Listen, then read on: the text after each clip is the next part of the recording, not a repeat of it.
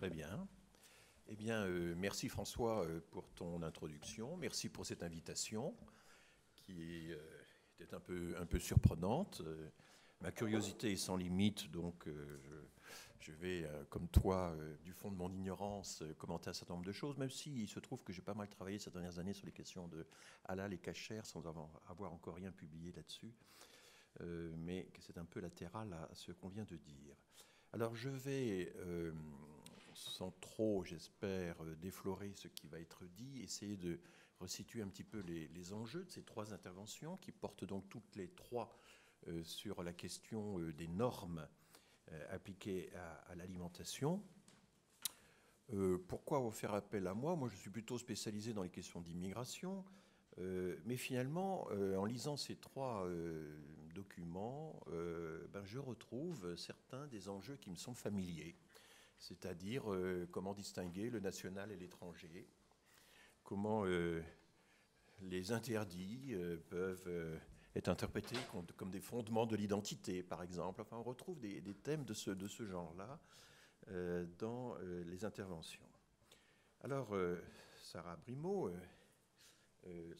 donc c'est vous, c'est bien ça. Sarah Brimaud, donc, qui est maître de conférence à Paris 1, maître de conférence en droit, droit de la santé, enfin toute une série de droits. Vous avez un clavier assez large et vous évoquez évidemment l'ancienneté des réglementations, des régulations alimentaires. Évidemment, on a envie de dire qu'il suffit déjà de lire la Bible pour voir que, bien sûr, l'alimentation peut faire l'objet de réglementations extraordinairement précises. Si vous allez encore aujourd'hui sur les sites, je vous invite à faire ça, c'est un exercice absolument extraordinaire, sur les sites des Responsa. Ce sont les noms, ce sont les consultations de rabbins spécialisés qu'on peut avoir sur Internet sur toutes sortes de questions. Ça peut être des questions familiales, alimentaires, le respect des rituels, etc. C'est absolument passionnant de lire ça. Et puis si vous lisez le Talmud ou les deux Talmuds, le Talmud c'est quoi? C'est un énorme blog qui a fonctionné pendant des siècles et qui à un certain moment a été figé. Alors malheureusement il n'y a pas les datations, il n'y a pas etc. Mais c'est un monument dans l'histoire universelle du débat. Et vous avez des chapitres entiers, des volumes entiers du Talmud sur les questions alimentaires qui sont passionnantes parce que vous avez à la fois des discussions très dogmatiques et en même temps très libres. Vous avez le pluralisme dans le Talmud et c'est extrêmement intéressant. Un peu comme à la Cour suprême des États-Unis, quand il y a un jugement, vous avez à la fois le jugement qui prévaut, les motivations qui ont prévalu, mais aussi les motivations qui n'ont pas prévalu, mais qui un jour pourront peut-être servir de tremplin pour développer de nouveaux droits. Donc tout ceci donc on a des précédents absolument formidables sur la régulation alimentaire. Je reviendrai sur l'aspect religieux du problème, parce qu'on voit bien à lire vos textes qu'il y a là-dedans des normes qui sont à la fois sanitaires, esthétiques, morales, patriotiques, religieuses, enfin tout ça communique. Même si on peut, évidemment, il faut bien à un certain moment faire des distinctions analytiques, mais enfin on voit bien que ces questions-là sont... Voilà, ce qui pouvait paraître scientifique apparaît comme étant politique, par exemple. Enfin, bon. Alors, sur la provenance des produits, je trouve qu'au cours de mes recherches, j'ai l'occasion de tomber sur des textes absolument passionnants. Les Quakers. Les Quakers sont des gens tout à fait étonnants car ils ont été de très grands innovateurs au XVIIIe siècle, au début du XIXe siècle, dans l'invention des formes de protestation et de contrôle moral. On doit aux Quakers notamment la création de formes de protestation qui nous paraissent évidentes, comme le boycott des produits de l'esclavage, mais aussi la pétition en masse, la grève de la faim. Enfin, tous ces instruments de protestation ont été inventés notamment, pas uniquement, mais par les Quakers.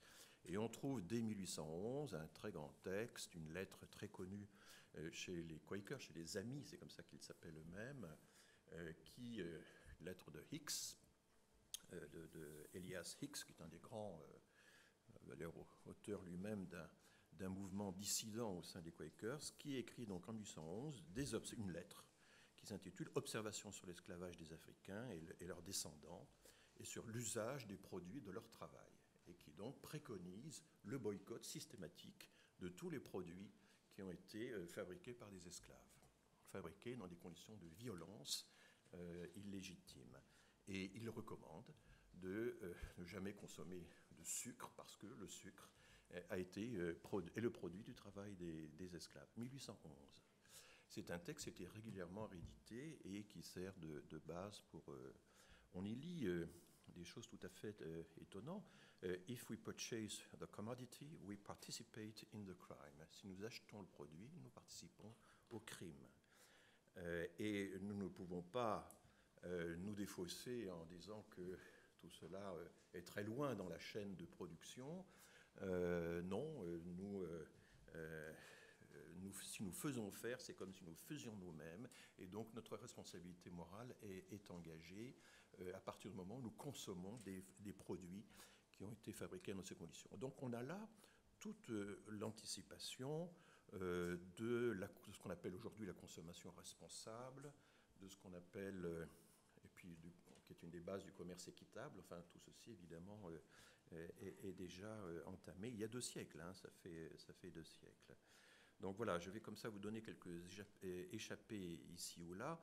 On est loin de l'autre versant qui est non pas la traçabilité sociale ou morale du produit inventé par les Quakers, mais la traçabilité nationale, patriotique du produit. Suivez le bœuf, disait-on dans ma jeunesse, dans mon enfance. Maintenant, je vais à la cantine et je vois belles étiquettes m'expliquant que le bœuf que je peux manger est né en France, a vécu en France, a été abattu en France. Voilà.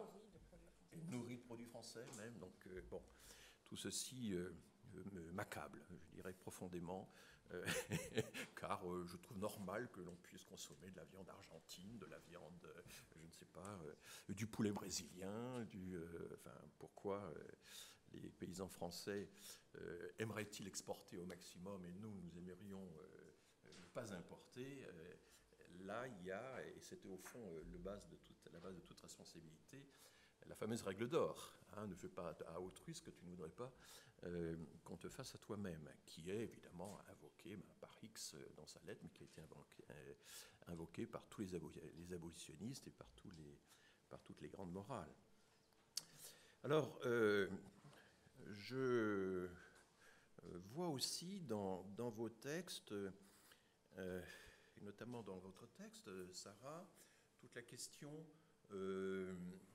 qui est très étudiée par les économistes sans qu'ils arrivent eux-mêmes à resituer ça dans un contexte plus général, la question des nudges, c'est-à-dire de ces incitations douces qui consistent à essayer de faire en sorte que le consommateur, le citoyen, etc., réticent, puisse être amené à faire ce qu'il n'aurait pas fait spontanément et puisse être amené à le faire sans qu'on utilise ni la contrainte du droit, ni la violence physique, ni l'intérêt économique. Enfin, voilà, essayer de trouver des moyens, des incitations indirectes, etc.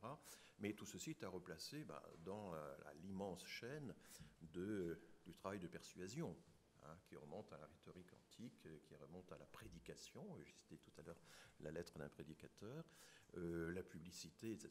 Nous avons, en réalité, c'est un des défis, à mon avis, des sciences humaines et sociales dans les années à venir, à réunifier tout ça. On a d'un côté des spécialistes de la rhétorique, des spécialistes de la publicité, des spécialistes des incitations économiques, etc. Mais nous n'avons pas une sorte de théorie un peu générale et unifiée de tous les moyens de persuasion qui permettent d'aller un peu plus loin. Et là, sans doute, les cloisonnements disciplinaires sont-ils un obstacle à cette réunification des thématiques. J'avais essayé, quand j'étais à l'ANR, responsable du programme de recherche, d'inclure un paragraphe là-dessus, sur cette question, et on n'a pas ramassé beaucoup de projets parce que c'est encore très nouveau. Je pense que la question alimentaire et des normes alimentaires est un très bel exemple sur lequel on pourrait expérimenter cette réunification. Vous commencez très bien par évoquer le paradoxe que connaissent tous les juristes, à savoir qu'on est tous demandeurs de régulation et de normes, mais on n'a pas envie qu'elles soient contraignantes. Donc, évidemment, c'est un peu ça rappelle le vieux débat qu'il y avait entre Durkheim et Spencer. Enfin, Spencer, c'était la génération d'avant, mais très à la mode au moment où Durkheim commence sa carrière. Et Spencer était persuadé que les normes allaient disparaître, que tout allait se jouer entre des espèces de contractualisation informelle interindividuelle. Et Durkheim dit non, non, il y aura de plus en plus de lois, il y aura de plus en plus de normes. Nous allons vers une multiplication des normes. Et évidemment, c'est lui qui historiquement a eu raison. Et j'ai lu, c'est une lecture que je vous invite à faire, le dernier rapport du Conseil d'État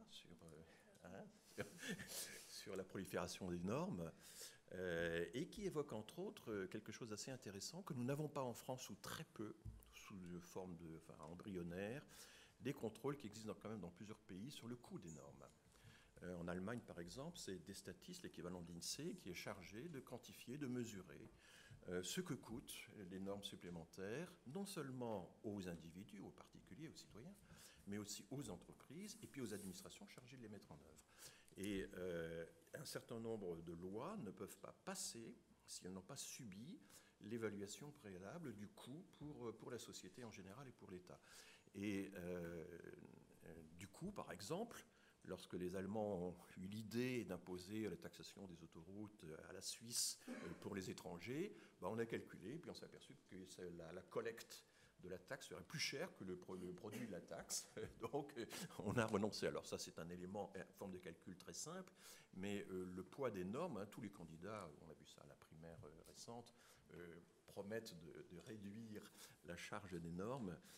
C'est quand même une question intéressante que vous n'abordez pas directement, mais vous êtes sensible à la question des normes, et je sais que l'INSEE s'est porté candidat pour jouer auprès du législateur le même rôle que Destatis en Allemagne, et essayer d'évaluer a priori l'impact des normes sur le fardeau, sur la charge citoyenne et la charge administrative. Alors, quand on passe à la communication de M. Schweitzer, vous avez une particularité, c'est que on pourrait dire, si nous savions l'allemand, mais enfin heureusement l'allemand maintenant est en train de disparaître du paysage intellectuel français, que votre nom est lui-même une appellation d'origine. Voilà. Alors, faut-il être suisse pour étudier le cas suisse? C'est une de mes grandes tristesses. Moi, dans un livre que j'ai écrit sur l'immigration, j'ai fait un chapitre sur la Suisse. C'est pas banal du tout. Or, c'est passionnant d'étudier le cas suisse. On en parlait tout à l'heure avec François. Nous ne nous intéressons pas assez à la question comparative. Il faut toujours être plus comparatif, mais le cas suisse est un cas expérimental, enfin, dans toutes les dimensions possibles, dans tous les domaines. Dans le cas de l'immigration, vous savez que pour devenir suisse, il faut être adopté par les municipalités, adopté par le canton, puis adopté par l'État. Enfin, il y a une non-centralisation du problème qui est... voilà, il y a la démocratie directe. Donc, j'invite les chercheurs français à s'intéresser à la Suisse. Et là, nous avons mobilisé un jeune chercheur suisse pour étudier la question suisse, mais un jour viendra, j'espère, où des non-suisses pourront étudier la Suisse, de la même façon que des chercheurs non-juifs pourront étudier le judaïsme, par exemple. Vous voyez, nous sommes encore pris dans des coupures de ce genre. Tout ce que vous dites sur la Swissness, la suissitude, c'est vous qui traduisez la suissitude ou ça s'est fait, d'accord. Enfin, le Swissness a l'air de s'être imposé, c'est ça? Oui. Bon, vous nous raconterez tout ça. François l'a déjà évoqué. Les produits, c'est une composition formidablement hybride. Et là, c'est mon côté immigration qui revient. Tout ça, c'est du sang mêlé. Le cacao, évidemment, qui est dans la composition n'est pas suisse. J'ai visité des chocolateries en Suisse. Et c'est très impressionnant de voir que le monde entier est là. Les instruments, les appareils, les produits, etc. Il y a 4 ou 5 continents qui sont versés, en quelque sorte, dans la fabrication du chocolat. Et donc, dans cette mixture, dans ce continuum, le droit va tailler des choses. Le droit est essentiellement un moyen d'introduire de la discontinuité dans le continuum. Hein, c'est quand même une de ses fonctions, me semble-t-il. Vous me direz si j'ai tort ou pas. Et du coup, comment faire? Et là, vous allez nous parler de ces seuils statistiques. À un certain moment, tout ça devient une affaire de nombre, de graduation. Et puis, dans ce continuum, on va à un certain moment dire le seuil passe là, le seuil est là. Voilà. Est-ce que c'est 80% de matières premières? Est-ce que c'est 60%? Et puis ça négocie. Et vous êtes essentiellement un chercheur en sciences politiques. Et ce que vous faites, c'est d'analyser la façon dont tous les groupes négocient entre eux, un peu dans ce théâtre d'ombre, parce que quand même tout ceci n'est pas d'une transparence formidable, mais vous êtes arrivé à pénétrer le théâtre d'ombre et nous dire un peu ce que font les acteurs, et vous allez nous raconter tout ça et comment l'Union suisse des paysans s'allie à Nestlé et Migros contre d'autres corps intermédiaires pour traiter la question. Je retrouve des choses équivalentes dans la question de l'accès à la nationalité des immigrés. Quels sont les critères? Comment et quand il y a une multiplicité de paramètres ou de critères à manipuler, ben évidemment, il n'y a pas les coefficients attachés à chaque critère. Ce n'est pas un système à points. Hein. C'est des choses infiniment plus complexes qui, chez nous, dépendent de l'interprétation qu'en fait, par exemple, telle ou telle préfecture. Hein. Ce n'est pas si centralisé que ça non plus. Il y a quelques grands principes, et puis après, la mise en œuvre devient infiniment plus complexe. J'ai une réflexion, vous voyez que je pose des questions avant même de vous écouter, mais comme ça, on donnera tout à l'heure uniquement la parole à la salle. Toutes ces références nationales ou régionales ou locales aux produits, la façon dont elles se retournent. Bon, vous connaissez l'histoire du label Made in Germany, qui est assez connu. Ce sont les autorités anglaises qui, dans une loi protectionniste de 1887, pour inciter à acheter anglais, disent il va falloir marquer, stigmatiser les produits allemands par la formule Made in Germany.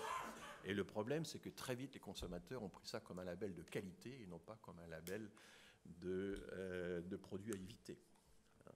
Et une commission du Reichstag, en 1894, a étudié la chose à fond. C'est un document tout à fait extraordinaire. Il découvre que Made in Germany, que des députés allemands voulaient d'abord faire interdire en invoquant une espèce de loi internationale, en fait, c'est extrêmement favorable. Et ils disent, eh bien, généralisons Made in Germany nous-mêmes. Et donc, et ils ont incité les producteurs allemands à généraliser l'étiquette. Donc, vous voyez la façon dont les choses se retournent. Et pendant la Première Guerre mondiale, évidemment, le boycott officiel de tous les produits allemands, mais le Made in Germany a encore continué à fonctionner. Donc, je crois que c'est très intéressant de voir aussi que ces appellations, ces étiquettes, ne valent pas par elles-mêmes, mais par la façon dont elles sont interprétées, mises en pratique. Et c'est de tout cela que vous allez nous parler. Olivier Serra nous introduit dans la question de l'origine du terroir, du patrimoine local. Je ne peux pas m'empêcher de penser à Nicolas Sarkozy, qui un jour, devant un congrès d'agriculteurs à la FNSEA, a fait une intervention absolument extraordinaire, qui est le plus bel exemple qu'on connaisse d'arguments de la pente glissante, de la pente savonneuse.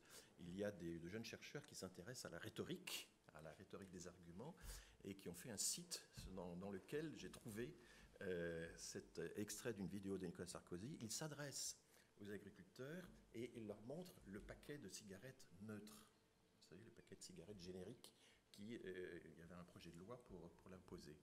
Et il dit, mais ça n'a l'air de rien, mais c'est extrêmement dangereux. Car nous avons maintenant le paquet neutre, mais bientôt, nous aurons la bouteille de vin neutre. Et la bouteille de vin neutre, c'est la fin de toutes les distinctions, c'est la fin de nos terroirs, et c'est la fin de notre identité. Et donc, on a, dans cette argumentation absolument extraordinaire, qui commence par le paquet de cigarettes et qui arrive à l'identité nationale, les terroirs qui interviennent en cours de route. Vous connaissez la structure de l'argumentation, de l'argument de la pente savonneuse, c'est que oui, la proposition A a l'air très bien, mais enfin A va entraîner B, qui va entraîner C, qui va entraîner D, etc. Puis à un certain moment, ça va arriver à un cas qui va être absolument désastreux. Et donc moi, je vois plus loin que tout le monde, et je peux vous dire que si on porte atteinte à, alors c'est la fin de tout. Bon. Donc il faut être... et là on vous posera la question, à la fin même de votre... Et c'est un peu un problème qu'on retrouve chez chacun d'entre vous, à la fin de votre article... oui, alors au passage, vous posez toute une série de questions qui sont passionnantes. C'est les grandes dichotomies entre l'authentique et l'inauthentique, la fraude et ce qui est frauduleux et ce qui est authentique, ce qui est artificiel et ce qui est naturel, où passe la frontière du naturel et de l'artificiel dans la fabrication alimentaire. Ça, c'est quand même une énorme question qu'on peut vous poser. Et là encore, problème de délimitation, il va falloir tailler des césures très fortes dans ce continuum, parce que nous savons tous que artificiel et naturel est une barrière qui évidemment objette à bien des interprétations. Et vous expliquez ensuite comment on passe du périmètre géographique aux critères de la qualité. Alors là encore, je veux dire, je ramène l'inconnu au connu, je fais des analogies, mais dans l'histoire de la réglementation d'immigration, on a beaucoup oscillé entre les définitions géographiques et les définitions juridiques. Par exemple, les fameux quotas d'origine nationale. Le plus bel exemple, c'est le Chinese Exclusion Act, la loi anti-asiatique, le péril jaune, donc à la fin du 19e siècle, où on décide de ne pas utiliser des définitions ethniques, mais uniquement géographiques. On va dire, c'est toutes les populations qui vivent entre le xème parallèle et le énième parallèle, etc. Donc on définit de façon totalement géographique, apparemment neutre, toute la zone depuis laquelle les migrants seront interdits. Donc ça, c'est la définition, le périmètre. Et puis, il y a d'autres moments où, au contraire, on va passer à des variables beaucoup plus ethniques ou nationales, etc. Mais sans cesse, il y a ce jeu entre le géographique et le juridique, et je le retrouve dans votre communication. Et à la fin, je terminerai là-dessus, vous défendez un peu le patrimoine juridique de la France. Hein, c'est ça. Le travail législatif de la Troisième République fait partie d'un patrimoine dont vous souhaitez en quelque sorte qu'on le reconnaisse, qu'on l'identifie et qu'on le défende. Je suis sensible à cet aspect-là. Je suis sensible au fait que le droit ne peut pas se faire dans l'ignorance de l'histoire du droit. Je crois qu'un professeur d'histoire du droit ne sera pas contre cette proposition et que vous l'illustrez très bien.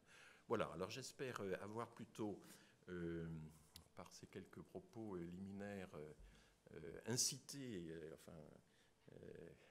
allécher le public, mais je vais maintenant vous donner la parole sans plus tarder, et nous commençons par vous, Sarah. Merci, un 2 carrément. Comme vous voulez. Oui. Merci. Et rapprochez-le bien parce que c'est... Je vous remercie. Alors, vous l'avez dit, la question de la place du droit dans nos pratiques alimentaires n'est pas une question nouvelle. Vous avez fait mention du Talmud, de la Bible. On trouve des traces de normes venant réglementer la fabrication et la commercialisation de denrées alimentaires dès ces périodes, dès le Moyen-Âge, également au travers le droit des corporations. Alors par la suite, c'est au plus haut niveau de l'État que l'on a cherché à encadrer et à promouvoir la consommation de tel ou tel aliment. Pensons à Henri IV et sa poule au pot, pensons à Pierre Mendès France et sa brique de lait obligatoire dans les écoles. Pensons aussi à Jacques Chirac, le candidat Jacques Chirac, qui en 1995 nous incitait à manger des pommes. Alors aujourd'hui, à l'heure de l'inflation normative, les gouvernements et les parlements adoptent de plus en plus de normes juridiques destinées à structurer nos comportements, à influencer nos pratiques alimentaires. Le droit s'invite donc toujours, et même davantage, à nos tables. Il définit d'abord ce qu'est un aliment. Olivier va en parler. Il délimite leur lieu de production. Il impose des règles de traçabilité, que vous avez évoquées, ou il recommande de manger 5 fruits et légumes par jour. Mais alors que les citoyens dénoncent volontiers la frénésie du législateur, ils lui réclament, et vous l'avez dit, c'est un paradoxe, ils lui réclament en matière alimentaire toujours plus de conseils, de règles, de directives. Et les débats actuels sur les repas confessionnels dans les prisons ou sur la nécessité d'introduire le bio dans les cantines scolaires témoignent de ce besoin. Alors ce besoin du droit interroge en matière alimentaire, car on le sait, et les juristes qui sont présents dans cette salle le côtoient chaque jour, en principe, le propre de la règle juridique, c'est de revêtir une force obligatoire et du coup de contraindre le destinataire de la règle, soit en lui ordonnant un comportement, soit en le lui interdisant. Théoriquement, donc, la règle de droit est pensée comme ne dépendant pas de la volonté de celui à qui elle est imposée et opposée par la seule puissance publique, par le seul État. Or, le juriste qui s'intéresse à la problématique alimentaire, il est confronté à un ensemble hétéroclite de règles où se mêlent droit dur et droit mou, simples conseils et obligations. Et par ailleurs, où les normes résultent souvent d'une collaboration entre l'État et les acteurs privés. Alors, mais qu'elles poursuivent un objectif de sécurité sanitaire ou qu'elles traitent des caractéristiques qualitatives des aliments, qui sont les deux principales finalités du droit de l'alimentation, les normes que l'on rencontre sont assorties d'une force obligatoire très incertaine dans cette matière. Alors pour illustrer ce propos, on se concentrera ce matin sur un cas très particulier qui est le cas du Programme national nutrition santé, le PNNS, et le fameux programme qu'on appelle tous Manger Bouger. Alors le programme Manger Bouger constitue l'exemple typique des interrogations qui se posent aujourd'hui sur la place du droit dans nos pratiques alimentaires contemporaines. Alors, c'est quoi le programme Manger Bouger ? Le programme Manger Bouger, il a été initié en 2001 et il a pour objectif principal l'amélioration de l'état de santé de la population en agissant sur deux de ses déterminants principaux que sont l'activité physique et donc l'alimentation. Le programme Manger Bouger est défini dans le Code de la santé publique et il prévoit entre autres, je cite, les actions à mettre en œuvre pour favoriser l'éducation, l'information, l'orientation de la population, notamment par le biais de recommandations en matière nutritionnelle. Le programme donc, naît en 2001, il est prolongé en 2006, puis à nouveau reconduit en 2011, et il est actuellement en cours de renégociation, et son 4e volet devrait voir le jour à la fin du mois de décembre.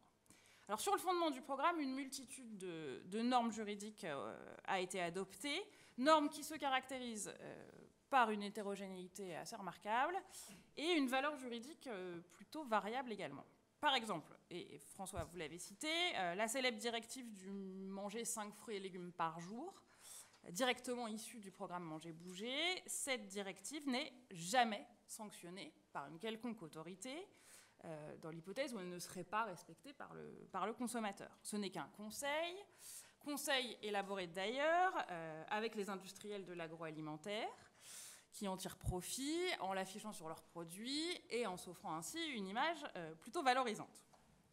A l'inverse, certaines dispositions légales également adoptées pour réaliser les objectifs du programme en matière de lutte contre l'obésité, certaines dispositions comportent, elles, des prescriptions sanctionnables. Et c'est le cas, par exemple, de l'interdiction d'installer dans les écoles tout distributeur automatique de produits alimentaires payants ou de boissons payantes. Alors, puisque les normes issues du PNNS ne sont donc pas toutes des normes obligatoires, on peut, et c'était l'objectif de cette recherche, on peut se demander alors pourquoi tant de consommateurs et tant d'industriels les sollicitent d'abord, et s'y conforment ensuite, et puis quelle est l'utilité de recourir spécifiquement à l'outil juridique en matière alimentaire. Pour tenter de répondre à ces questions, et à partir de l'exemple du programme Manger Bouger, il a fallu appréhender les normes alimentaires sous 3 angles, ce qui est assez original pour un juriste, celui qui est à ma droite me le pardonnera. Il a fallu s'interroger en premier lieu sur l'intérêt d'inviter des normes juridiques annotables, s'interroger en deuxième lieu sur la manière dont ces normes sont cuisinées, c'est-à-dire élaborées, la métaphore est facile, et s'interroger en troisième lieu et enfin sur la manière dont ces normes sont ingérées, c'est-à-dire reçues par les consommateurs, par les industriels et par les juridictions.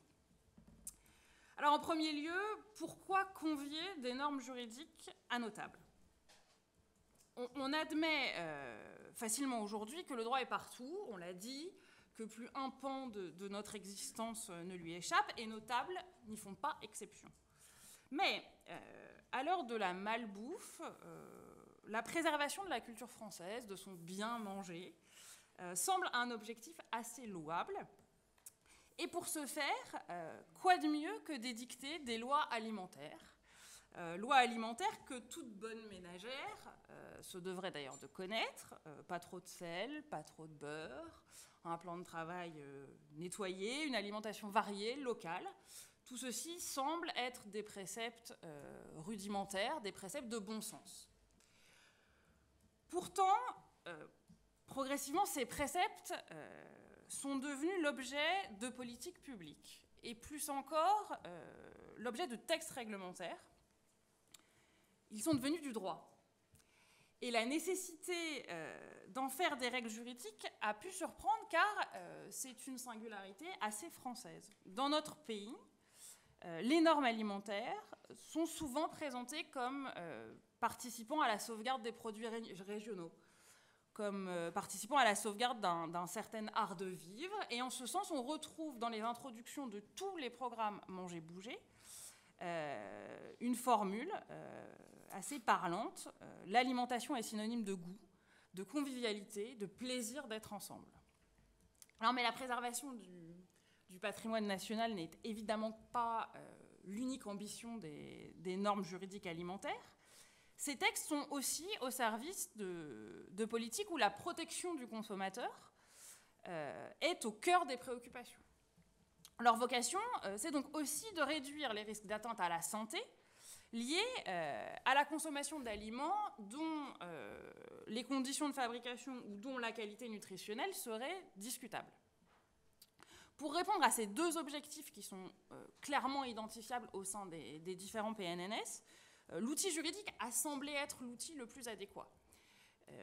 La caution et l'aura publique qui entourent le droit suffisent à créer une sorte de mécanique de la confiance que les sociologues connaissent bien d'ailleurs, mécanique de la confiance vis-à-vis du consommateur qui du coup a tendance à s'y conformer assez naturellement.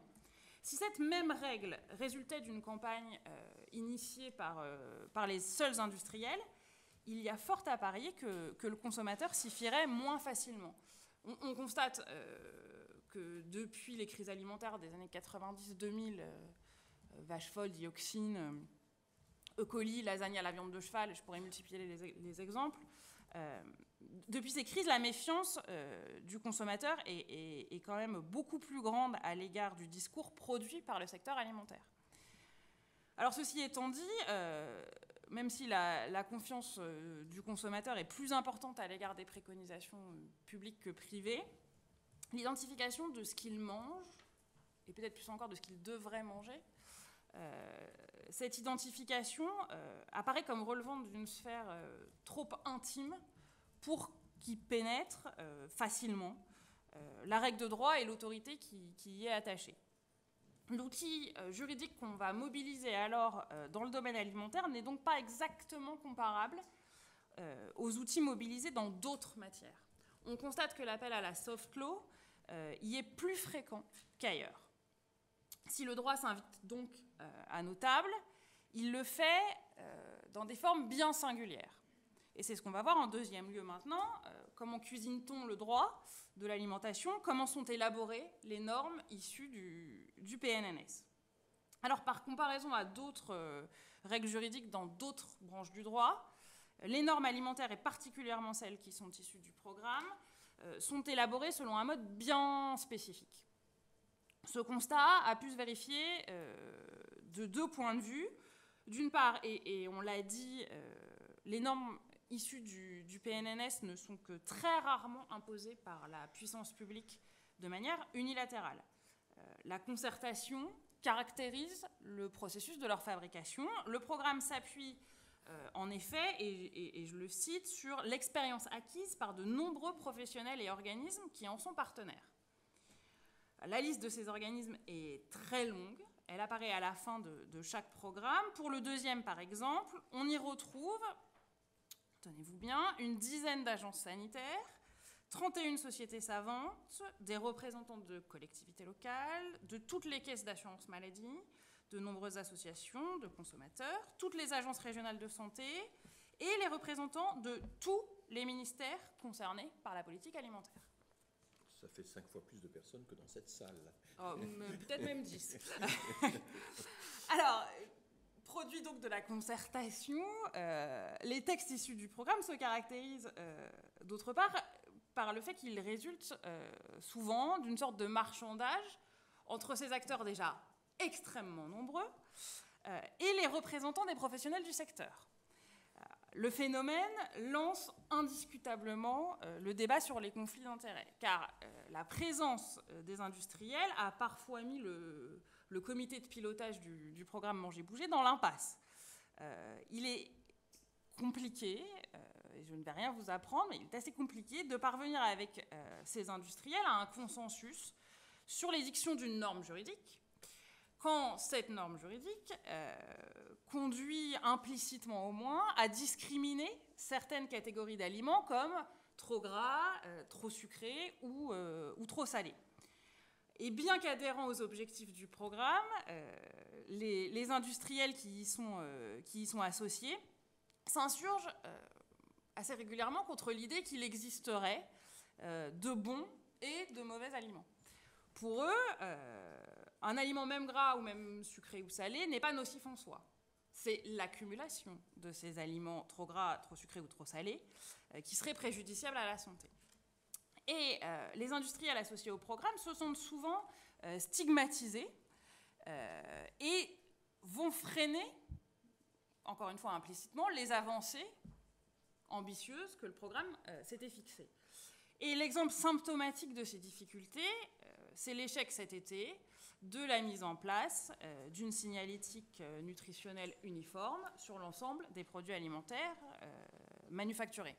Le logo Nutri-Score à 5 couleurs qui allait du vert au rouge selon la qualité nutritionnelle, ce logo Nutri-Score qui avait été proposé par le président du programme Manger-Bouger, Serge Ekberg, ce logo a été purement et simplement refusé par les industriels.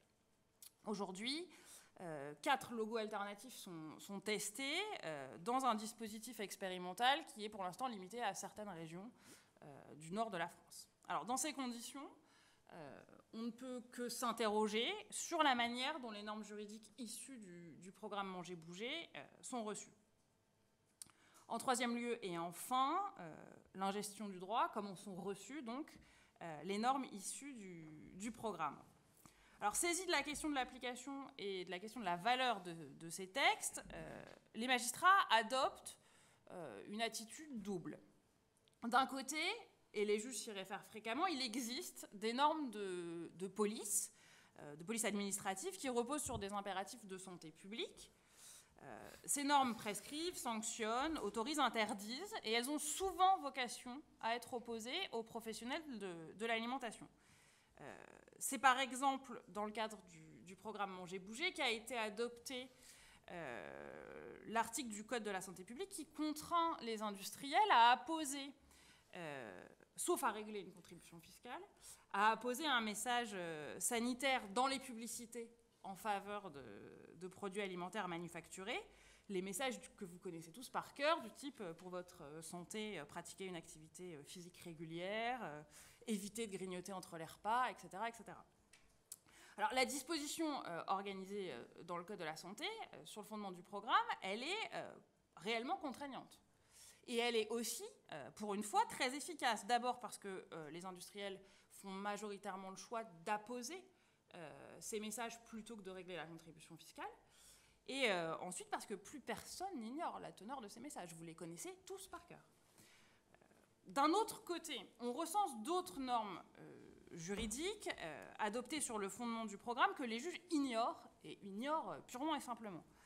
Il s'agit des recommandations, des informations qualité et autres repères nutritionnels qui incitent à telle ou telle pratique et qui ne sont destinés qu'aux seuls consommateurs, sans aucune conséquence contentieuse. Pourtant, ces consommateurs suivent ces directives, ces repères, ces recommandations. Eux, ils voient du droit, contrairement à moi. Et ils demeurent complètement indifférents à la question de savoir si c'est de la soft law ou de la hard law. Quant aux industriels, et on y revient, ils peuvent eux aussi être les destinataires de normes souples, de soft law, dont le juge d'ailleurs peine à vérifier la bonne application. À cet égard, le Code rural regorge de dispositions de ce type. Par exemple, le Code rural incite, je cite, les opérateurs du secteur agroalimentaire à mettre en œuvre des accords collectifs par famille de produits. Ces accords fixent des objectifs à atteindre conformément aux orientations définies par le Programme national nutrition santé. Alors, purement facultative, la conclusion de ces accords est rétive à tout contrôle juridictionnel. Pourtant, le mécanisme qui est prévu par le Code rural est extrêmement efficace. Par exemple, dans un secteur comme celui des boissons sans alcool, les signataires de l'accord du 9 octobre 2014, qui se sont engagés à réduire de 5% le taux moyen de sucre dans leurs produits, ces signataires représentent plus de 80% du marché français. Et on constate là l'indiscutable effet d'entraînement qui a été créé par le programme Manger-Bouger. Au final, donc, et malgré l'impression d'omniprésence du juridique dans le phénomène de normalisation alimentaire, le droit dur ne constitue en réalité qu'un ingrédient très mineur. De nombreux autres déterminants que vous avez évoqués, culturels, économiques évidemment, religieux, de nombreux autres déterminants entrent évidemment en jeu. Dans ses choix, dans ses pratiques alimentaires, le consommateur n'est que peu contraint, à l'inverse de l'industriel. Il n'est jamais sanctionné s'il ne respecte pas la chaîne du froid dans sa cuisine ou ailleurs, dans sa voiture. Il ne l'est pas plus s'il se nourrit de 20 féculents par jour. Alors ce constat s'impose aujourd'hui, mais la question qui se pose alors, c'est jusqu'à quand ? Parce que pour le juriste, il ne semblerait pas complètement farfelu de penser des mécanismes de sanction, des mécanismes de responsabilité venant réellement contraindre le consommateur, car ce consommateur, il est aussi un patient, un assuré social, dont la prise en charge sanitaire, du fait de ses pratiques alimentaires un peu déviantes, représente un coût. Un coût à la charge de la collectivité. Un coût sur lequel il faudra nécessairement à l'avenir agir. Je vous remercie.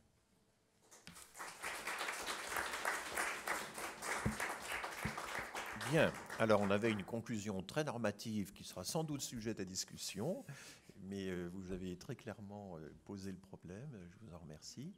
Et nous passons maintenant à Rémi Schweitzer.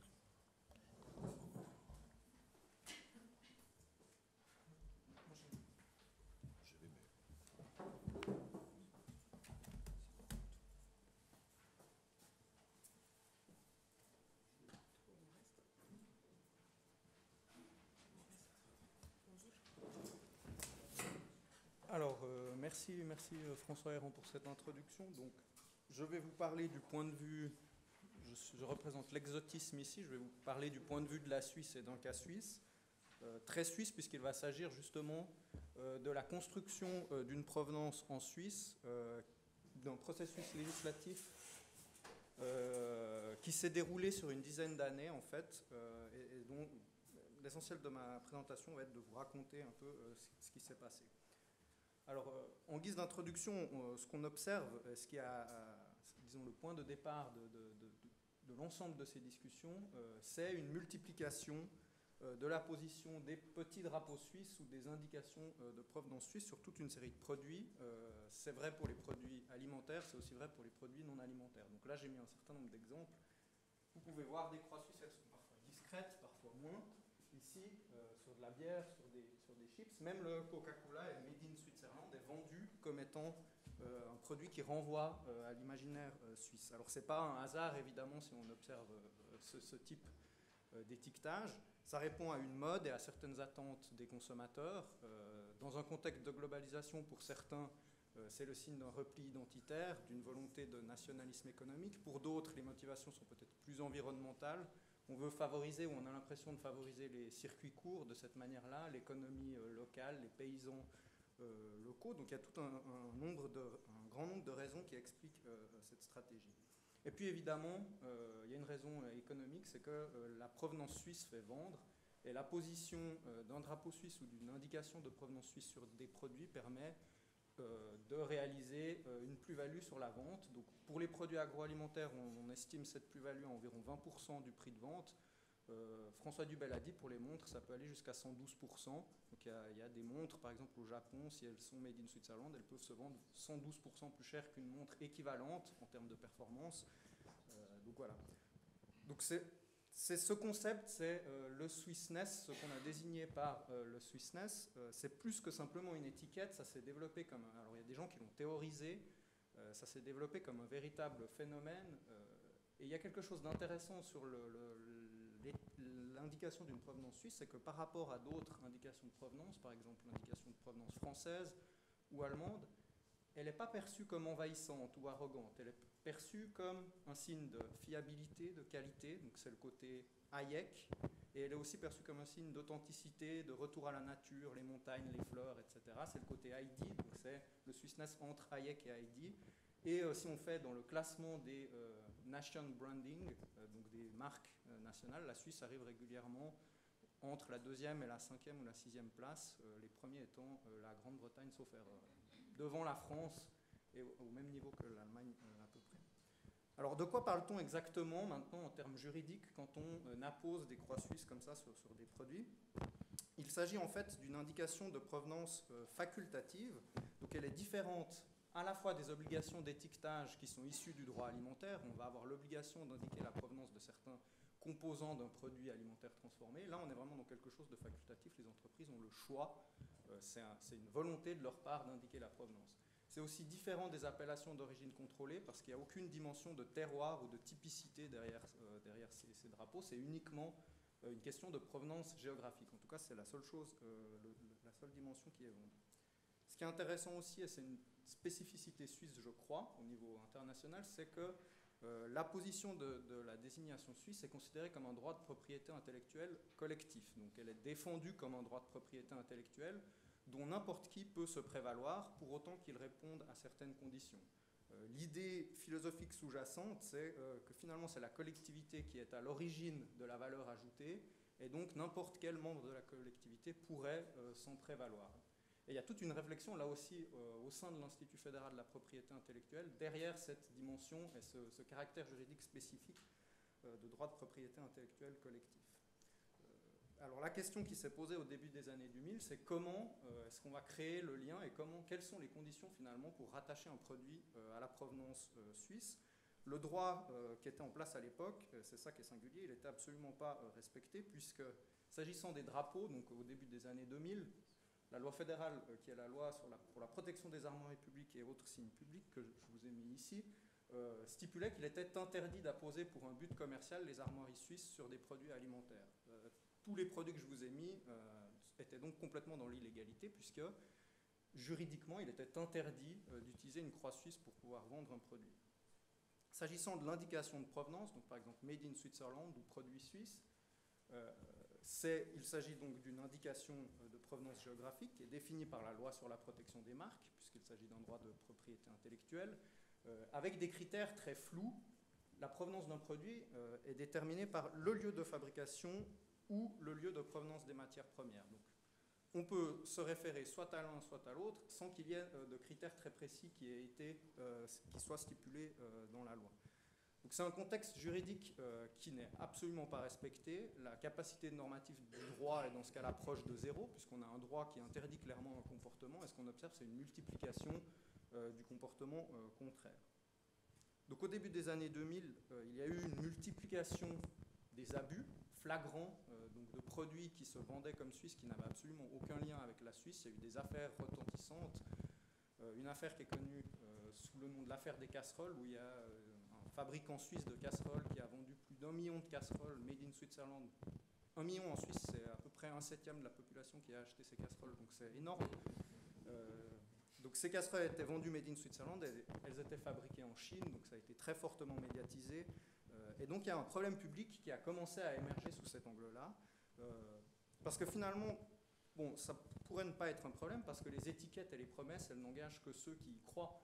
C'est devenu un problème parce qu'un certain nombre d'acteurs, qui ne sont pas les consommateurs, ont commencé à thématiser cela au niveau politique. Il y a d'abord eu les petites entreprises, les PME, qui produisaient en Suisse et se sont sentis victimes d'une concurrence déloyale. Toute une argumentation qui s'est développée autour de la protection des emplois, de la place économique suisse, là plutôt autour du secteur industriel, que ce soit dans l'industrie alimentaire ou l'industrie des cosmétiques par exemple, ou l'horlogerie. Plutôt des petites entreprises. Du point de vue de l'administration, il y avait un problème de crédibilité, puisqu'on avait un droit qui existait, qui n'était absolument pas appliqué. Donc pour l'administration fédérale en charge d'appliquer ce droit, ça devenait un problème.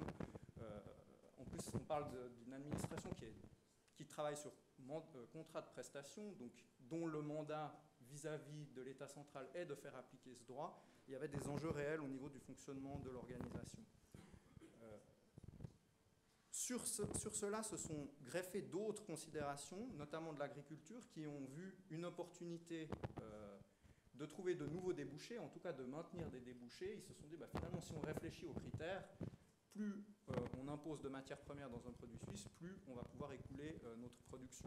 Ils ont commencé aussi à rentrer dans les débats et à faire valoir leurs intérêts. Pour les consommateurs, il y a eu des enjeux de transparence, évidemment. Et puis, il y a un dernier élément qui est très intéressant, qui est apparu un peu en filigrane tout au long des débats, c'est l'idée, la volonté de protéger une certaine forme de bien commun, donc une richesse commune à la construction, encore une fois, de laquelle la collectivité participe. Et dans les débats parlementaires, dans les entretiens que j'ai pu faire, c'est une dimension qui est arrivée très souvent où certains voulaient défendre la croix suisse simplement pour défendre cette image, ce bien commun, sans considération économique derrière. Donc très rapidement, il y a eu un consensus sur la nécessité d'agir et donc de réformer ces deux législations que j'ai mentionnées tout à l'heure.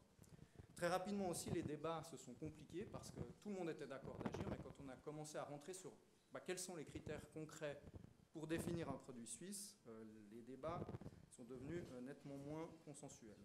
Donc là, je vais donner un petit aperçu de ces débats en me focalisant sur un type de produit particulier, puisque c'est une journée sur l'alimentation. Je ne vais pas parler des produits industriels qui ont aussi suscité des débats, mais qui sont des débats différents. Je vais parler des produits alimentaires et des produits alimentaires transformés. Donc il y a une pluralité de critères qui sont potentiellement légitimes pour définir le lien entre une étiquette, un petit drapeau, et la provenance qui est vendue, en l'occurrence le territoire helvétique. Ça peut être la provenance des matières premières, c'est la solution que défend l'agriculture, évidemment. Ça peut être le lieu de transformation, le lieu de fabrication. Là, il y a eu un consensus dès le départ pour dire que c'était une dimension importante. Personne n'a remis en cause cette dimension-là. Elle figure dans la loi qui a été votée. Ça peut également être le lieu de création de la valeur ajoutée. Et là, il y a un débat très fort entre ceux qui défendent la provenance des matières premières et ceux qui défendent le critère sur le lieu de création de la valeur ajoutée. Parce que finalement, de définir comme critère le lieu de création de la valeur ajoutée, ça revient à exclure les matières premières comme critère, parce que les matières premières, disons, c'est une part très petite du prix de revient des produits alimentaires transformés, surtout dans un pays comme la Suisse, où les infrastructures, le travail, etc., ça coûte cher. La proportion est beaucoup moins importante. Et donc, si on dit pour qu'un produit soit suisse, il faut 60% du prix de revient réalisé en Suisse, ça veut dire qu'on pourra faire du fromage suisse avec du lait français. C'est assez inenvisageable pour les paysans et les consommateurs suisses. Et puis, un dernier critère potentiel qui a été rapidement écarté, c'est celui de la typicité de la recette. Il a été écarté parce qu'on parle d'indication de provenance et pas d'appellation d'origine. Donc, il y a eu un débat assez vif au Parlement fédéral, un processus parlementaire de longue haleine, assez singulier dans le cas suisse. On est dans une situation où les débats politiques sont plutôt consensuels. Ça ne veut pas dire qu'il n'y a pas de conflit. Mais là, on a vraiment eu des débats avec une teneur très particulière, avec des menaces très fortes, des menaces dont on n'avait pas l'habitude, des attaques personnelles, des menaces de délocalisation. C'est quelque chose qui a pris une proportion que personne n'avait envisagée au départ. Tout ça, finalement, pour définir quels sont les critères pour mettre une croix suisse sur un produit. Il y a des parlementaires qui m'ont raconté avoir reçu 200 coups de téléphone de certaines grandes entreprises qui avaient peur, par exemple, que le Toblerone ne puisse plus être vendu comme un produit suisse. Donc là, on attaque un produit qui est fortement ancré dans l'imaginaire collectif. Donc schématiquement, si on essaie de représenter les différents acteurs qui se sont impliqués sur un continuum le long des filières alimentaires, on a deux fronts qui se sont opposés. D'un d'un côté les agriculteurs et les consommateurs qui se sont réunis autour du critère des matières premières avec une proportion. Les consommateurs voulaient 100% de matières premières helvétiques, les agriculteurs étaient prêts à entrer en matière sur une proportion moindre, 80%. Ça c'est le premier front. Et le deuxième front, c'est les industries alimentaires et les grands distributeurs qui sont au centre ici. J'ai mis ici 3 entreprises en particulier parce qu'elles ont joué un rôle fondamental. C'est Cranby qui est une entreprise de production de biscuits, une petite entreprise. Nestlé, que vous connaissez, mais donc la branche suisse, Nestlé suisse. Et puis Migros, que vous connaissez sans doute pas, mais qui est le plus grand distributeur de Suisse, qui a une histoire très particulière, là aussi il y a une dimension identitaire autour de la Migros.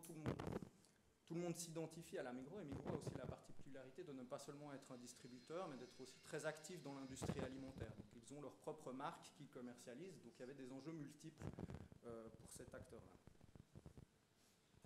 Je vais vous passer tous les détails de cette procédure parlementaire pour arriver au compromis final. De nouveau, c'est très schématique et c'est une réduction, une simplification de ce qui s'est passé, mais on peut décrire... Pardon. Je m'excuse.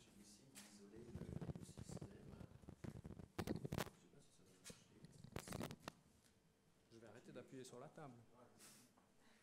Donc un compromis entre ces 3 acteurs que sont l'Union suisse des paysans, qui est la fêtière professionnelle, traditionnelle, historique du secteur agricole en Suisse, acteur très important dans le corporatisme agricole helvétique. Nestlé Suisse, une grande entreprise qui produit notamment du café et du chocolat. Et Migros, donc ce grand distributeur. Ce n'est pas un hasard si on retrouve ces acteurs-là autour d'un compromis, parce que chacun avait des intérêts très particuliers. Pour l'Union suisse des paysans, il s'agissait d'offrir un débouché aux matières premières de la production suisse, mais pas toutes les matières premières, essentiellement celles qui sont issues des secteurs de production principaux, le lait, la pomme de terre, la viande, les fruits par exemple, les fraises, c'est un segment pas très important. L'essentiel pour eux était de défendre un débouché pour ces matières premières principales, quitte à rentrer en matière sur des exceptions sur d'autres types de produits. Pour Nestlé et Migros aussi, ce n'est pas un hasard si on retrouve ces acteurs-là, ce sont des acteurs qui ont une image à soigner auprès du consommateur. Pour une entreprise agroalimentaire, c'est très difficile dans le débat public de dire nous on est contre le Swissness, on est contre une clarification et la transparence, la traçabilité du drapeau suisse sur les produits. Ils ont très vite compris ça, contrairement à d'autres, Cranby par exemple, et c'est une des raisons qui les a poussés à se battre pour un compromis. Une autre plus économique, c'est celle d'obtenir un avantage comparatif sur leurs concurrents. On parle de géants de l'industrie agroalimentaire qui ont une capacité beaucoup plus importante à absorber les contraintes extérieures et les contraintes législatives y compris. Donc finalement pour eux que les règles deviennent plus strictes, ça ne leur change pas grand-chose dans leur fonctionnement quotidien, alors que pour une petite entreprise, ça va signifier peut-être engager une ou deux personnes supplémentaires à temps plein pour regarder si on est conforme avec la législation, etc. C'est très compliqué. Et puis ce sont 2 entreprises aussi qui ont des marques fortes, qui n'ont pas besoin nécessairement de croix suisse pour être connues et pour vendre. Et d'ailleurs c'est très intéressant, Nestlé, c'est une des premières entreprises qui a dit nous on va retirer les croix suisses, c'est d'une mayonnaise qui est Tommy, peut-être c'est aussi commercialisé en France. Ils ont retiré la croix suisse dessus parce qu'ils ont dit notre marque est suffisamment forte, on n'a pas besoin de la croix suisse pour vendre. Donc ils voyaient très bien l'avantage comparatif qu'ils pouvaient dégager par rapport à leurs concurrents. Et puis le dernier élément, c'est qu'ils se sont aussi engagés pour obtenir tout un certain nombre d'exceptions qui leur étaient favorables par rapport aux produits, au type de produits qu'ils produisent.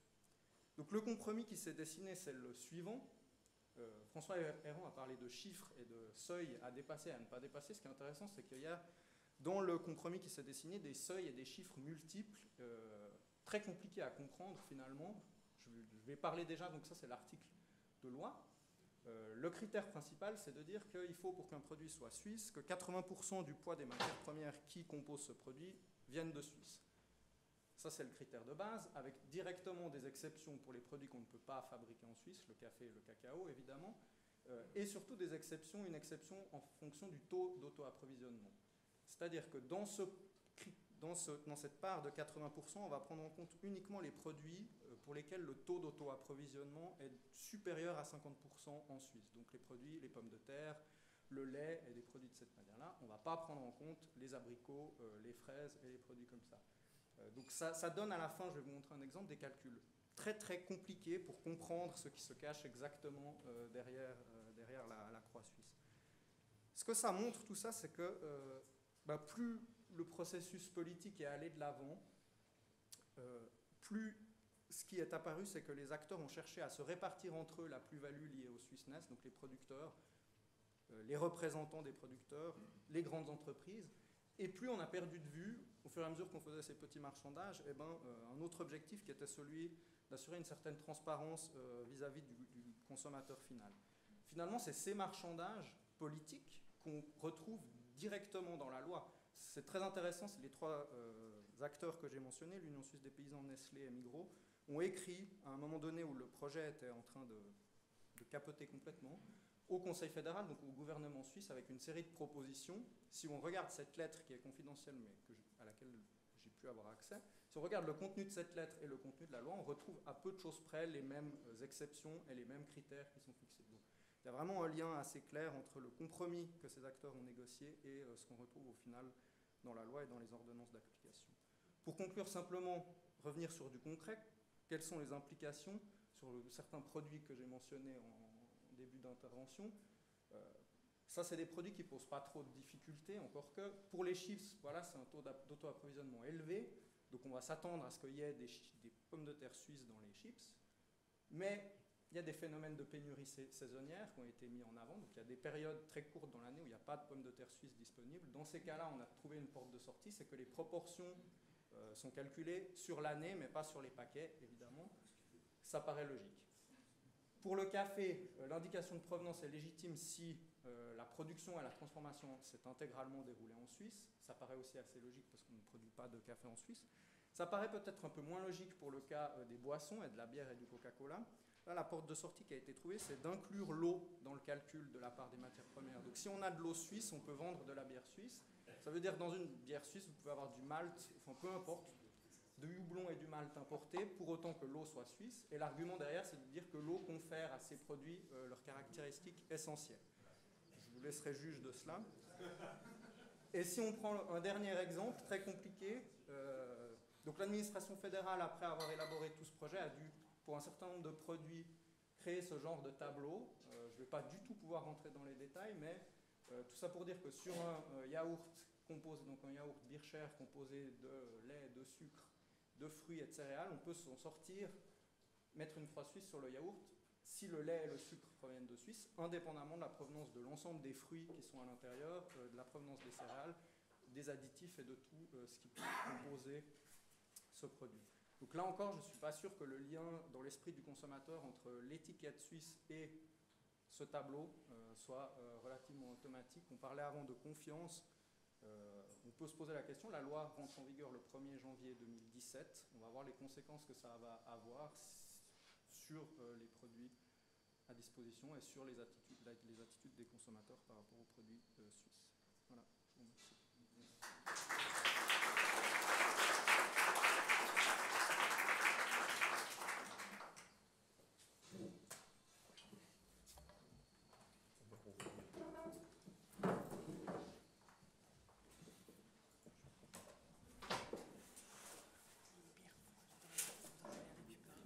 Je crois que je lis là.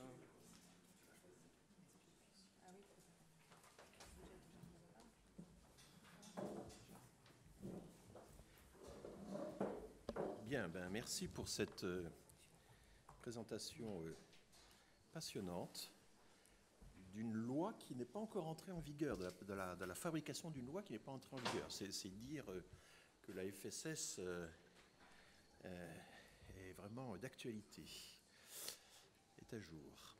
Alors, nous passons à Olivier Serra, donc le vin, la normalisation du vin, des origines. On vous écoute. Je vous remercie beaucoup. Et permettez-moi aussi, de manière plus générale, de remercier quand même la Fondation des sciences sociales de m'avoir associé à ce joli projet. Et j'ai été personnellement très ravi de pouvoir travailler avec des personnes qui ne relevaient pas de mes champs disciplinaires traditionnels. Et ça, c'est un véritable bonheur de travailler avec des sociologues, des économistes, des politistes. Alors pourquoi évoquer finalement la naissance d'une déontologie vinicole en droit français ? Pour une raison qui me semblerait assez logique, c'est que le vin, de manière générale, c'est le produit phare sur le plan historique, et encore aujourd'hui, de la production et du commerce français, notamment à l'exportation. Et puis, et de manière générale, au niveau européen aussi, je vais y revenir. Et d'autre part, le vin est un symbole éminent d'une culture continentale, européenne et française, bien entendu, et qui symbolise dans l'imaginaire collectif le savoir-vivre aussi à la française ou à l'européenne. Et puis, d'autre part, évoquer finalement la déontologie vinicole ou le droit français en général, ça s'inscrit dans le cadre de la mondialisation, évidemment, dans un cadre historique, mais la mondialisation actuelle aussi des échanges. Et vous savez toutes et tous que l'on a parlé longtemps et longtemps. On en parle un petit peu moins maintenant depuis les élections américaines. On parle beaucoup des négociations, du partenariat transatlantique de commerce et d'investissement, le TTIP ou le TAFTA pour ses détracteurs. Et évidemment, le vin s'intègre là-dedans. Il faut très rapidement rappeler que la France exporte quand même pour plus de 1 milliard de dollars de vin aux États-Unis, puisque les États-Unis nous intéressent depuis quelques années dans cette thématique-là. Les États-Unis sont également le premier marché de consommation de vin au monde, désormais. Et de manière générale, en simplifiant évidemment à outrance les choses, eh bien, il faut savoir que finalement, deux modèles qualitatifs s'opposeraient. Je parle au conditionnel, il faut toujours faire très attention en la matière. Deux modèles s'opposeraient, celui d'une vieille Europe, on emploie souvent cette expression en matière vinicole, celle finalement qui a été essentiellement modelée par le legs français, c'est ce que je vais montrer dans ma communication. C'est le modèle de la dénomination géographique qui renvoie à des enjeux sociaux, à des enjeux environnementaux, qui évidemment sont impossibles à délocaliser et qui sont foncièrement attachés à un lieu donné. C'est un fait. Et puis le modèle américain des États-Unis serait beaucoup plus attaché à la marque en tant que telle et accorderait, encore au conditionnel, un peu moins d'importance à l'origine géographique. D'où l'utilisation, et c'est un point important qu'il faut relever, d'un certain nombre d'appellations aux États-Unis qui sont considérées là-bas comme semi-génériques et qui finalement sont considérées comme globalement étant tombées dans le domaine public. Je pense à des appellations comme Burgundy, Bourgogne, Chablis, Chianti, Malaga, etc., qu'on peut utiliser très librement aux États-Unis, ce qui évidemment en France ou en Europe fait dresser les cheveux sur la tête. Et puis depuis 2005 également, les États-Unis sont autorisés, malgré leurs engagements internationaux, mais ce sont les États-Unis continuent à utiliser ce qu'on appelle des mentions traditionnelles, c'est-à-dire des mots tels que château, clos, tels que vintage également, qu'on emploie normalement dans des portos. Et normalement, les États-Unis s'étaient engagés à ne plus les utiliser, ils continuent encore à le faire. Et donc l'Union européenne, et la France bien entendu derrière, réclament une cessation de cette situation, puisque finalement, elle constitue une fraude consistant à utiliser des signes distinctifs sans respecter des cahiers des charges pourtant précis. Pour avoir le droit d'utiliser l'appellation Chablis ou Bourgogne, c'est très compliqué en France, évidemment. Et évidemment, je l'ai fait comprendre, les États-Unis ont refusé, dans le cadre des négociations, on le sait, d'intégrer dans le cadre des négociations du TTIP, justement, cette remise en cause de leurs usages. Et ceci explique aussi que les États-Unis, c'est très important, aient quitté en 2001 l'Organisation internationale de la vigne et du vin, qui est l'instance qui, depuis les années 20, promeut une harmonisation internationale des pratiques œnologiques. Les États-Unis l'ont quitté. Par conséquent, je pense qu'il est vraiment important, à l'heure actuelle, de rappeler un petit peu, finalement, d'où vient la volonté européenne. Et nous allons comprendre derrière la volonté française, puisque le droit français constitue la base de la réglementation européenne. Il est essentiel donc de revenir un petit peu sur la genèse de ce droit du vin. Et deux notions sont incontournables. La première, c'est celle d'appellation d'origine et celle de terroir. L'appellation d'origine, c'est ce signe, finalement, qui désigne un produit dont la qualité va être due essentiellement ou exclusivement à un milieu géographique auquel s'ajoutent des facteurs humains. Et puis le terroir, la définition est impossible à donner tellement les spécialistes, les géographes ne sont pas d'accord les uns et les autres, mais on peut dire que le terroir est un ensemble qui réunit sur un même espace des éléments de géologie, des éléments d'histoire, de savoir-faire ou encore d'identité de la population.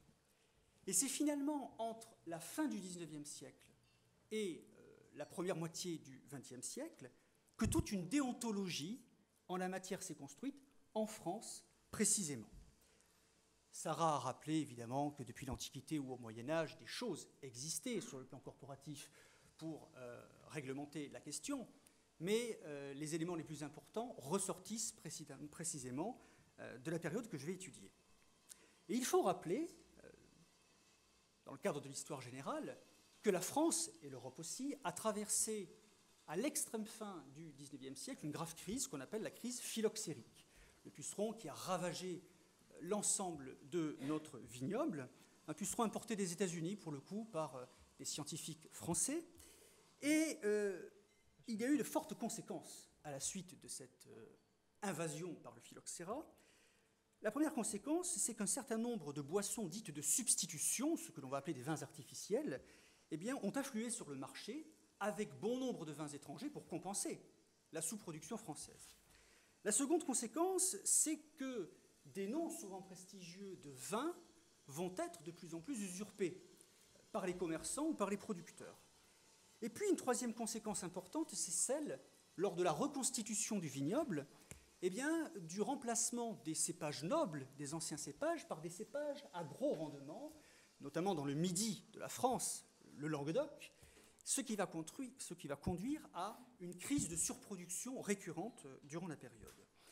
Et l'apogée des tensions, eh bien, ce sera 1907 avec la célèbre crise qui va marquer le Midi. Pourquoi tout ce contexte-là ? Eh bien, pour comprendre finalement les raisons de l'intervention du législateur en la matière. Et le législateur a dû résoudre une équation. Cette équation, c'est comment rétablir l'équilibre au sein du marché des vins. Eh bien, la réponse, elle est simple, c'est en moralisant le marché, c'est-à-dire en mettant en place une déontologie de ce vin. Et je vais évidemment étayer mes propos selon un plan en deux parties. Je l'ai respecté, je m'y attelle. Tout d'abord, le législateur va chercher à définir enfin ce qu'est le vin, notamment via son caractère naturel. Et puis, le législateur va également essayer à protéger les hiérarchies qui se constituent entre les vins naturels. Alors, vous aurez compris que c'est en miroir de la fraude commerciale en matière de vente de vin à la fin du XIXe que va se construire la définition juridique du vin.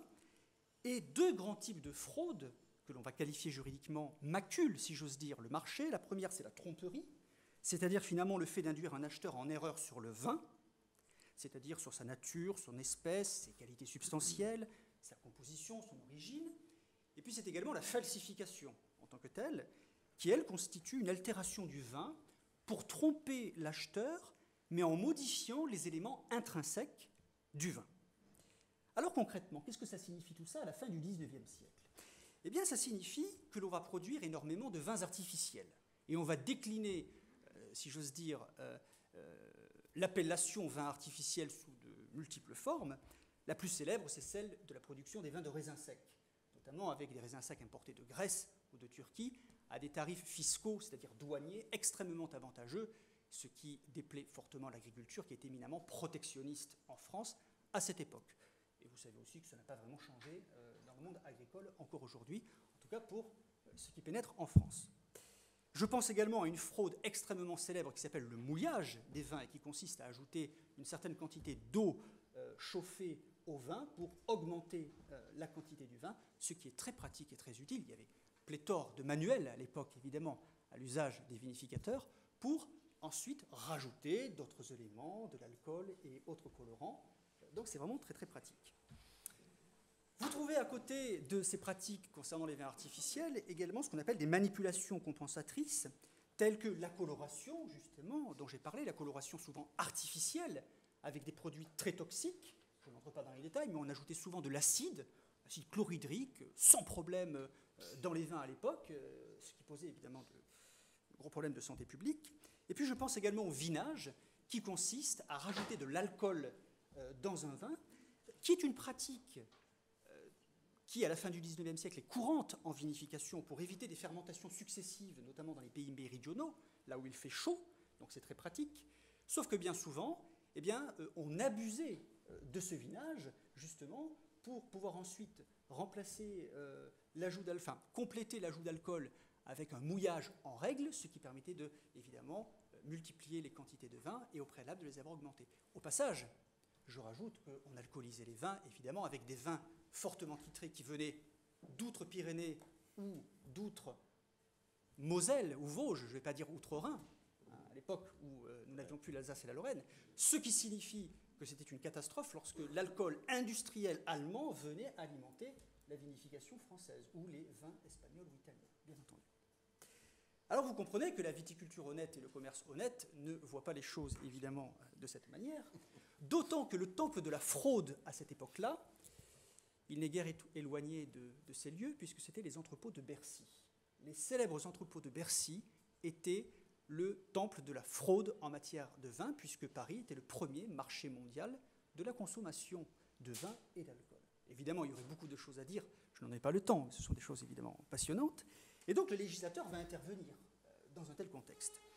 Il le fait par une loi éminemment célèbre en la matière, qui est la loi du 14 août 1889, la loi Griffe, qui va pour la première fois définir juridiquement ce qu'est le vin, définition que peu ou prou nous retenons encore aujourd'hui, c'est-à-dire finalement le produit issu exclusivement de la fermentation du produit des raisins frais. Bien entendu, et comme disait Rémi, on pourrait s'intéresser, je le sais un petit peu, aux débats parlementaires qui ont entraîné ces questions-là. Et évidemment, le commerce de détail ou le négoce va vivement s'opposer à cette réglementation à cette époque-là, puisque évidemment, elle remet en cause les pratiques de toute une filière. Néanmoins, le législateur va aller de plus en plus loin, et tout au long de la fin du XIXe siècle et à la charnière du XXe, eh bien, le législateur va continuer de soumettre les vins artificiels dans leur ensemble eh bien, à une fiscalité dissuasive, c'est-à-dire qu'on va imposer la production de ces boissons, on va imposer également la matière première, les raisins secs en l'occurrence, pour freiner justement cette production, sans jamais, et ça c'est important, interdire juridiquement la production de vins artificiels. Nous sommes encore sous une certaine forme de libéralisme de ce côté-là. Mais naturellement, dans les faits, la législation va porter ses fruits et on n'aura plus intérêt à produire des vins artificiels, ça coûte beaucoup trop cher fiscalement. Il faut également rajouter, lors de cette définition juridique de ce qu'est le vin, une problématique qui a intéressé les pouvoirs publics, et cette problématique, c'est celle finalement selon laquelle le vin est un produit qui est élaboré par les soins de l'homme. Et puisque c'est un produit élaboré par l'homme, eh bien l'homme a recours à des procédés de vinification tout à fait légaux pour l'époque, et qui le sont encore aujourd'hui à bien des égards. Je pense au plâtrage ou je pense au sucrage des vins. Par exemple, le plâtrage, dans les pays du Midi, peut permettre d'éviter des fermentations successives. Qu'est-ce que c'est ? Ajouter une petite quantité de plâtre, tout simplement, de sulfate de chaux, dans le vin. Mais évidemment, le problème, c'est qu'à l'époque, on faisait n'importe quoi et on ajoutait des quantités phénoménales de plâtre, ce qui entraînait de gros problèmes eu égard à la santé du consommateur. Je pense également au sucrage des vendanges. Le sucrage des vendanges est nécessaire dans les régions septentrionales du pays, encore aujourd'hui, notamment en Champagne, en Bourgogne, puisqu'il manque des rayons du soleil, et donc il y a une teneur en sucre et in fine en alcool insuffisante. Et là aussi, les sucrages, pendant très longtemps, pendant des décennies, ont été beaucoup trop importants, et au-delà de la simple amélioration de la vinification, ces sucrages permettaient des fraudes, évidemment, en règle. Donc finalement, en faisant les choses très simples et en allant vite, on peut dire que entre les années 1880 et les années 1905-1907, globalement, le législateur français a pu dire ce qu'était un vin et ce qu'on pouvait faire ou ne pas faire pour pouvoir dire que l'on avait du vin dans une bouteille ou dans un fût. Et vous aurez compris que distinguer finalement le vin naturel des autres boissons, c'était une chose très importante, c'était le point de départ nécessaire. Mais, et ce sera le second temps de mon propos, finalement, distinguer les vins naturels entre eux, c'en est une autre. Et ça participe évidemment de l'élaboration de cette déontologie vinicole. Et l'idée ici, finalement, c'est que la qualité, en tant que telle, du vin est indissociable de l'origine, selon la vision française à cette époque-là. Et l'origine, évidemment, est une source de convoitise de la part des commerçants malhonnêtes et d'un certain nombre de producteurs malhonnêtes. On a eu encore quelques cas en Gironde. Et oui, honnêtes, mais connaissant quand même la réglementation. Et finalement, on n'hésite pas, bien entendu, à cette époque-là, à usurper très facilement en France des noms prestigieux tels que Champagne, et Champagne est vraiment l'appellation la plus fraudée, on peut dire, à la fin du 19e, au début du 20e siècle. Et les premiers jalons, finalement, de la protection de l'origine des vins, elle va se faire en délimitant administrativement la France vinicole, c'est-à-dire les zones qui peuvent prétendre jouir d'une dénomination géographique. Et c'est la loi du 1er août 1905, qui est une loi fondamentale en matière de protection du consommateur en France, la grande loi sur les tromperies et falsifications, qui va prévoir le recours initialement à des décrets rendus après avis du Conseil d'État, et c'est donc l'exécutif qui va délimiter le vignoble français. Et la première réalisation en la matière, elle va concerner la Champagne viticole plus précisément. Malheureusement, cette délimitation administrative va être un échec retentissant, notamment durant l'année 1907, et elle va voir une opposition très forte se mettre en place entre les producteurs inclus dans la zone et ceux, les malheureux, de l'Aube par exemple, ou de la Haute-Marne, qui ne sont pas marnais, qui eux ne peuvent pas jouir de l'appellation Champagne. Le Conseil d'État, au passage, se déclare incompétent en vertu du grand principe de l'égalité, et finalement, nous sommes au point mort dans la délimitation.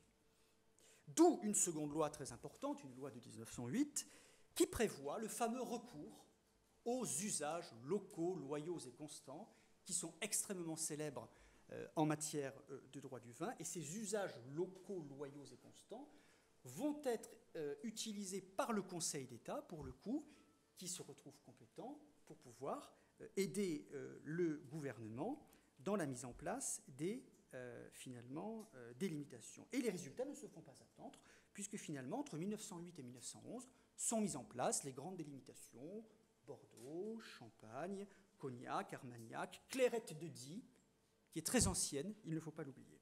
Vous essayez d'aller vers la conclusion. Bien sûr, tout à fait. Et finalement, si vous voulez, cette délimitation administrative, j'en termine là, cette délimitation administrative va être substituée par une délimitation judiciaire. Cette délimitation judiciaire, finalement, c'est une délimitation qui va apporter un renouveau, finalement, dans la manière de faire. Puisque les délimitations dont je vous ai parlé s'asseyaient exclusivement sur un critère géographique et administratif, et ne prenaient pas suffisamment en compte le critère qualitatif. En ce sens, et je ne donnerai qu'un exemple simple, vous pouviez être délimité dans du Haut-Médoc, par exemple, mais produire en bordure de Garonne ou d'estuaire, c'est-à-dire dans des zones de palus marécageuses, où on ne pourrait plus aujourd'hui, évidemment, produire un vin de qualité. Donc en définitive, et ce sera la loi de 1927 qui amènera au système que l'on connaît, finalement aujourd'hui, peu ou prou, c'est cette loi qui va faire entrer le critérium qualitatif en tant que tel dans la mise en place de la délimitation. Et en conclusion, qu'est-ce que je dirais ? Je dirais que ces années de mise en place d'une déontologie du vin en droit français,